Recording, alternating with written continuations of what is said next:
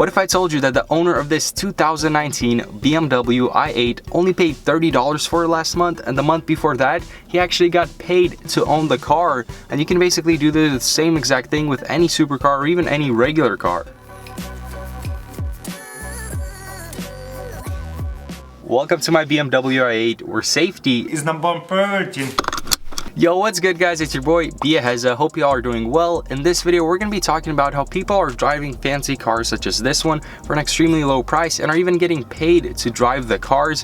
When I found out how much these people are actually making for owning some of these cars, I was shook. So we'll definitely get into the numbers and go over exactly how much these guys make, but I also want to go over a couple of different methods that you can use because there's not just one way that you can go about this. Now, right off the bat, I want to clarify, this is not my BMW i8. I'm not going to pull a fake guru move on you guys and say that if you buy my one-on-one course mentorship program, you can basically buy one of these like I did in a few days. Here in my garage, just bought this new i8 here. Fun to drive up here in the Hollywood Hills. At this point, I feel like I make a Ty Lopez reference in every single one of my videos. I know it's an old meme, I'm sorry, but I'm not gonna stop. Knowledge. And honestly, with how fast these BMW 8s depreciate and how little you get for how much you pay, I would not recommend this car, but I mean, if you're gonna get it for free using the method I talk about in this video, I can't blame you. So this first method is done through an app called Turo, which you download on your phone, and then it allows you to rent cars like I'm doing here, or to rent out your car like the owner of this car is doing for me. It's very similar to Airbnb, which is an app where you can rent out your house or apartment for a few days. People come into town, rent it, and the owner of the house usually makes a lot more from Airbnb than they would if they would just rent it out monthly. So Turo is basically like an Airbnb for cars. Anyways, that's just kind of like the consumer side of things, but let's talk about the people who are actually renting their cars out. Is it a good idea? Are they profitable? Should you do it? I want to get into all these details, but I want to get that quality, crispy studio audio, so I'm going to go ahead and drive home real quick. Okay, so the business model here is pretty simple. I mean, you go to the dealership, you finance or lease a car. Let's say it's a pretty nice car, so the monthly payment is around $1,400. Now, in this hypothetical scenario, let's say you list it on Turo for people to rent it from you for $200. And so in this case, if for 7 days out of every single month you rent the car out, well then 7 times 200 is $1,400. And if your monthly payment is $1,400, well then you're driving the car for free. And if you rent it out any more days on top of that 7 days, then you're making money for owning the car. I mean, let's say you rent it out for 9 days instead of 7, just 2 extra days every single month, then you're making $400 profit from the car, since you'll be making $1,800 from Turo and the monthly payment is $1,400. Now I put how to own a supercar for $30 a month instead of putting how to get paid to own a supercar because, well, it's not always going to be sunshine and rainbows. There are probably going to be months where you don't get enough people renting the car. Let's say you don't get enough and you fall short of that monthly payment by $30. Well, then in that month, it costs you $30 to own the supercar. And obviously, renting out your daily driver car that you need to get to work or school every morning might not be the best idea, which is why it makes sense to do it with like a cool weekend car or a car that you've always wanted to own.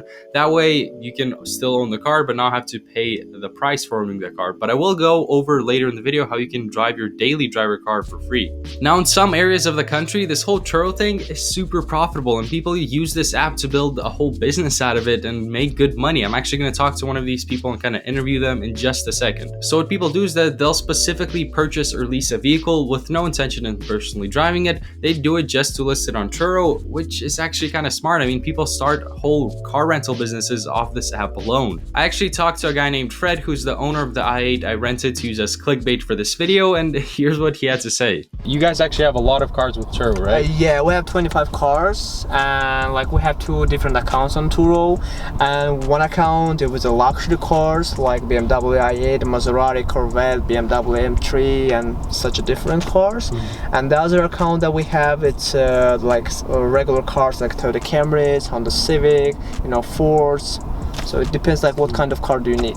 So like he said, they actually have an account for luxury cars and regular cars, and I talked to him a little bit off camera and he told me that, yeah, you can obviously make a lot of money with luxury cars because people are willing to pay a lot for them, but people usually only rent them for like a day or two to go out and flex and whatnot. Whereas with the regular cars, I mean, somebody comes into town for work for a couple of weeks and they might rent the car for the whole 2 weeks, which is obviously going to make you a lot of money. So you can make money with both regular and luxury cars. Now personally, I hear about renting out a vehicle and And my immediate thought, my immediate concern is that what happens when somebody crashes the car? And here's what Fred had to say about that. When we have big damages, and it usually happens, to be honest with you, when you have a lot of cars, we just claim into Turo about the damage. You need to have clearly photos, like pre-trip photos and after the photos. So Turo compared the photos, and if they see that there's really wasn't damage before the trip starts, so they will cover it. Okay, so what he's talking about here is the fact that before every single time that you rent your car out on Turo, you actually take a bunch of pictures of it through the Turo app, and then when the customer brings it back to you, they also take pictures of it, and then the owner can compare the pictures, and if there's some significant damage, the owner can request Turo to pay for the damage. Now, Turo is obviously not paying people out for the damage on their cars out of the goodness of their heart. There is a fee you have to pay to actually rent your car out on the app, and the customer who rents from you also chooses a little insurance plan, so everything is insured. So according to Fred, my biggest concern of people crashing the car is not really a big concern, since Turo is pretty good at paying people out for the damage. Okay, so at this point we know how the whole business works and whatnot, so I want to get into the numbers and figure out if this is actually a profitable business model. So I hit Fred with a, yo dog, how much you paying for that whip on a monthly basis? For this car, most of the time if you go to the dealership, they will give you options around like 1,500 per month for this car. I think it's tax included. So, but I pay only 1,000 for this car. Like, people don't even believe me, some of the people who doing that kind of business with the cars. But what I want to say, I have a good relationship with the dealers. Like, I've taken a lot of cars from them, and they see that I'm paying for this car. So I don't have any late payments, you know, any like issues with the cars. So they give me good deals. And with Turo, you're able to cover that? Yeah, I'm able to cover that, and I'm able even to earn something. Oh, that's the whole point. Right? That's the thing, yeah, that's the point why I will do that. So because Fred is already 25 cars deep into this whole rental business, he has a pretty good relationship with a dealership who actually leased him this i8 for only $1,000 a month, which is a great deal. So let's crunch the numbers here. The car is listed for $180 per day. Let's say he gets to keep 150 of that after Turo takes its cut. So $1,000 divided by 150, I already did the math here, that's 6.6, which means if he rents the car out for more than 7 days out of every month, he's making a profit. And here's what really puts things into perspective here. Every single day after those 7 days that he rents the car out is $150. So if he rents it out for 3 extra days after those 7, that's $450 per month from this car alone.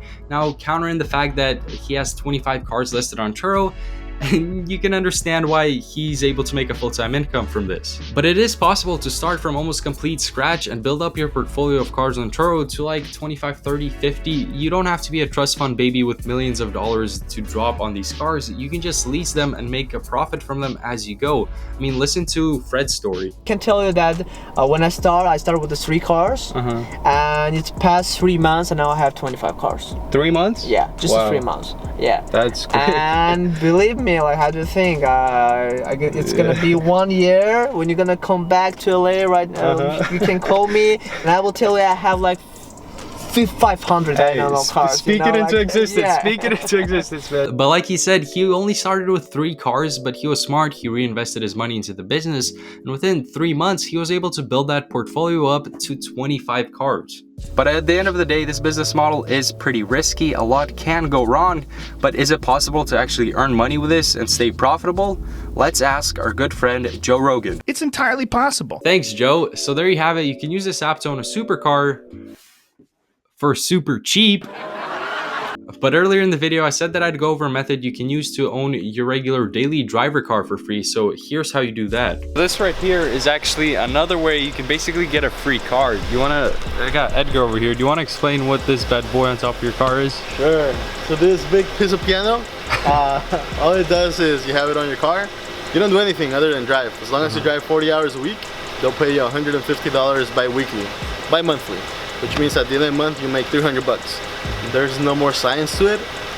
It's just that if you don't mind people looking at it, if you don't mind driving with it, then you can go ahead and pretty much get your car for free.